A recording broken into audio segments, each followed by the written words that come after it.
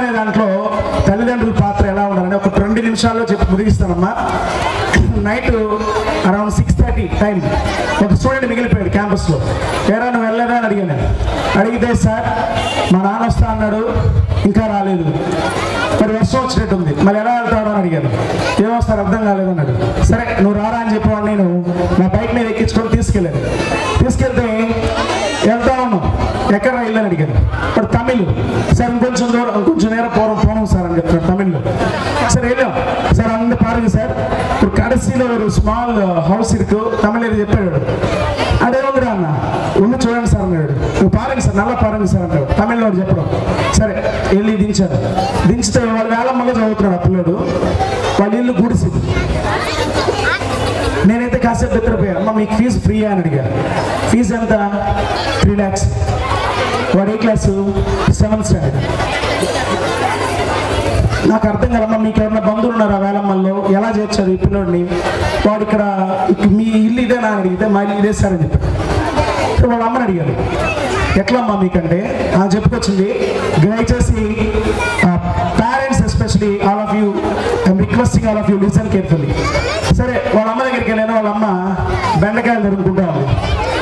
Sir sir sir మీరు అందరికీ sir ఒక్కరండి sir అని చెప్పింది. చేరేసి కూల్ డ్రింక్ వెళ్ళి ఇస్తాను సార్. వద్దొద్దమ్మా అన్న. సరే ఆమె అడిగా ఏమ్మా మీరు ఒక చిన్న గుడిసెలో ఉన్నారు, వేలమ్మలు ఎట్లా చదివిస్తున్నారమ్మా అని అడిగా. ఆమె చెప్పిన ఆన్సర్ నీ కంట్లో నీళ్ళు తిరిగా నాకైతే. ఆమె ఏం చెప్పింది తెలుసా?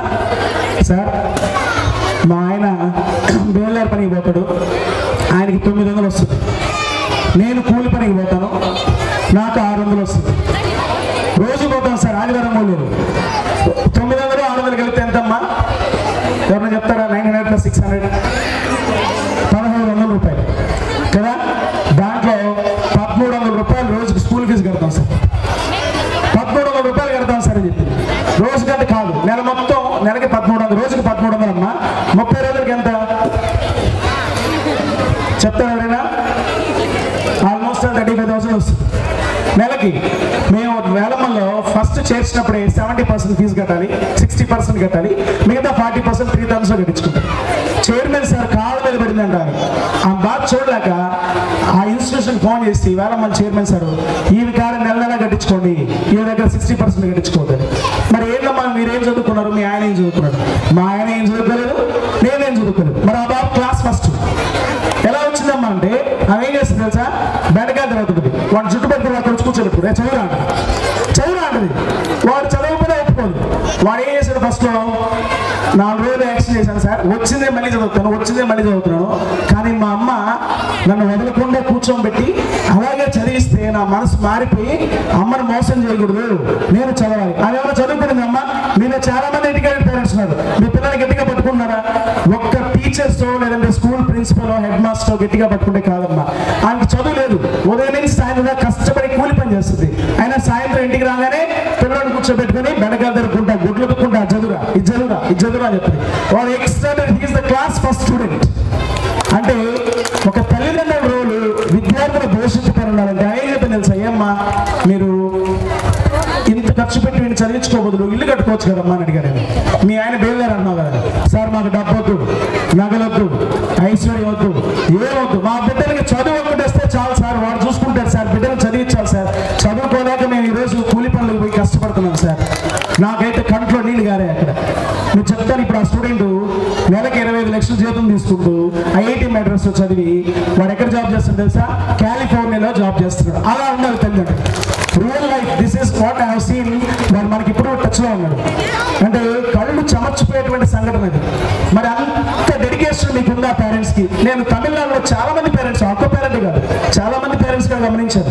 మరి మన ఏరియాలో చాలా తక్కువ ఉంది. మన ఏరియా వాళ్ళు ఏంటంటే ఏమనుకోవద్దమ్మా, డబ్బులు ఉంటే చీటీలు కట్టడం, పిల్లలు అసలు ఇంటికి వచ్చిన తర్వాత పిల్లలకి ఎదురుగా పట్టుకున్నావా? లేదు, ఏదో సాకు ఫోన్ చూసుకుంటా ఉంటాడు వాళ్ళ అమ్మ, లేదంటే వాళ్ళ నాన్న ఫోన్ చూసుకుంటా ఉంటాడు, వీడు కూడా అదే చూసుకుంటాడు, లేదా సీరియల్ పెట్టుకొని అరుస్తూ ఉంటారు. అది ఏందో మరి అర్థం కాదు. ఒక్క అర్ధ గంట లేదా గంట తల్లిదండ్రులు పట్టుకుంటేనే స్కూల్లో ఏం చెప్పారు? చాలా మంది మరి మీరు ఎడ్యుకేటెడ్ పేరెంట్స్. ఆ తల్లి మా తల్లి ఇప్పుడే తెలుసా, వాడు 3 bedroom హౌస్ 1,70 లక్షలు పెట్టి 3 bedroom హౌస్ కొనిచ్చాడు వాళ్ళ అమ్మలు. గట్టిగా క్లాస్ పెట్టాం సార్. అలా ఉండాలమ్మా తల్లిదండ్రులు. అప్పుడు ఎడ్యుకేషన్ డెవలప్మెంట్ ఇన్స్టిట్యూషన్ వీళ్ళు ఎంత కష్టపడుతున్నారో నేను చూస్తున్నాను. సో డెవలప్ అవుతారు. ఎక్కువ టైం తీసుకోవడం మన్నించడమ్మా. Thank you very much. Thank you sir. చాలా చక్కని విషయాలు మా పేరెంట్స్కి చెప్పినందుకు వన్స్ అగైన్ ధన్యవాదాలు. ఇప్పుడు మన శివప్రసాద్ రెడ్డి గారిని సన్మానించవలసిందిగా కోరుతున్నాం.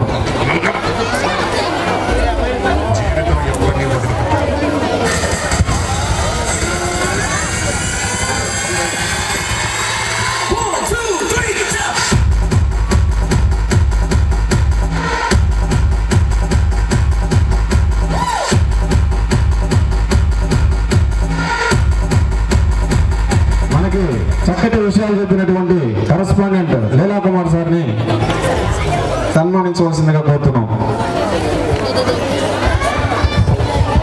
సంతోషం. మనకి మన స్కూల్ వెల్ విషర్ శ్రీనివాసులు గారు మన ఆహ్వానాన్ని మన్నించి ఇచ్చేసిన దానికి ప్రత్యేకంగా ధన్యవాదాలు తెలియజేసుకుంటున్నాం. అదేవిధంగా మన కాలంగి విజయకృష్ణ గారు కూడా మనం పిలవంగానే వచ్చినందుకు ప్రత్యేకంగా ధన్యవాదాలు తెలియజేసుకుంటున్నాము. మన పుస్తక మిత్ర ద్వారా మన పాఠశాలకి 20,000 పుస్తకాలను డొనేట్ చేసి మన స్కూల్కి చాలా సహకరించారు. సార్కి ప్రత్యేకంగా సన్మానం చేయాల్సిందిగా మన కమ్యూనిటీ సార్లు కోరుతున్నాం.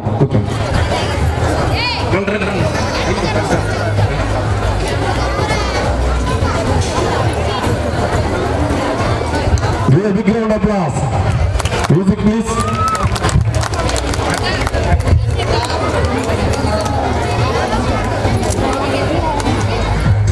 కాలంగి విజయకృష్ణ గారు అనేక సేవా కార్యక్రమాలు చేస్తుంటారు. సూళ్ళూరుపేటలో బిజినెస్ మ్యాగ్నెట్ ఉన్నాయి. ధన్యవాదాలు తెలియజేసుకున్నాం. అదేవిధంగా మన బిజినెస్ మ్యాగ్నెట్ అయినటువంటి కోట్ల శ్రీనివాసులు గారిని సన్మానించవలసిందిగా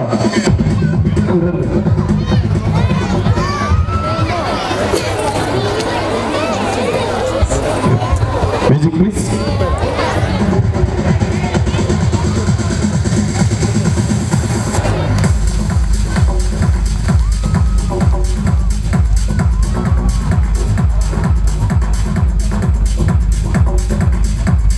థ్యాంక్ యూ సార్. అదేవిధంగా